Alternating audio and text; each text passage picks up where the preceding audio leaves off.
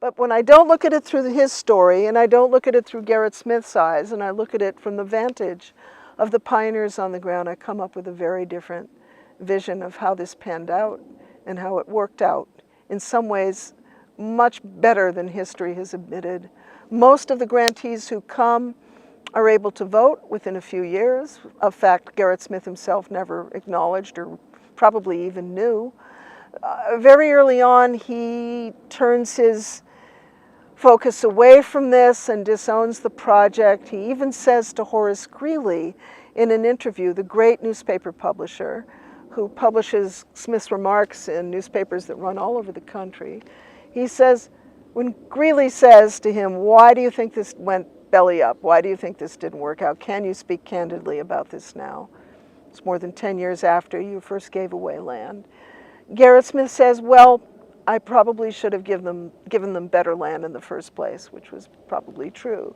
But he also backsteps from that and says, white people nonetheless managed to farm well enough with great thrift and terrific focus on their work and better habits. Why then, considering the character of the colored people, should we expect more from them? In other words, he racializes the failure of his scheme of justice and benevolence to take hold. He makes it their problem. He doesn't own up to his own failure to fathom the depth of their impoverishment and their real need on the frontier.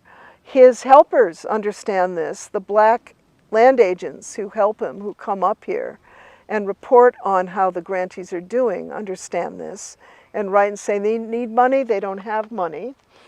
And Frederick Douglass writes this too, but not directly to Gerritt Smith. He just writes an article in his paper saying, they need money. They don't have tools, they don't have livestock, they don't have building supplies if they can't pay for them, and money they have not got, money they need.